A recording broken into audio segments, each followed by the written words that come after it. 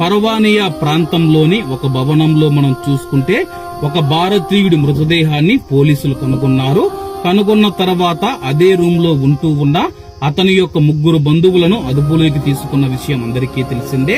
అలాగే ఆ యొక్క 3 విచారించగా హత్య చేసిన మరొక భారతీయుణ్ణి పోలీసులు అదుపులోకి తీసుకోవడం జరిగింది. అలాగే పబ్లిక్ ప్రాసిక్యూషన్ స్థానిక మీడియాకు తెలిపిన వివరాల ప్రకారం పర్వానియా ప్రాంతంలోని ఒక భవనంలో ఒక భారతీయుడు మరొక భారతీయుడిని హత్య చేశాడని చెప్పి, అలాగే బాధితుడు మనం చూసుకుంటే నిందితుడిని అవమానించడం, అతని యొక్క ఫోటోలు తీయడం మరియు అతని యొక్క వీడియో క్లిప్పులను సోషల్ మీడియాలో అప్లోడ్ చేస్తానని చెప్పి బెదిరించడం జరిగింది. ఇలా చాలా రోజుల నుంచి మనం చూసుకుంటే ఆ యొక్క బాధితుడు నిందితుడినైతే అవమానిస్తూ వస్తూ ఉన్నాడు. అలాగే వీళ్ళిద్దరి మధ్య చాలా రోజుల నుంచి ఈ యొక్క సంఘర్షణ అయితే జరిగింది. సంఘర్షణ జరిగినప్పుడు గత 2 రోజుల క్రితం మనం చూసుకుంటే ఈ యొక్క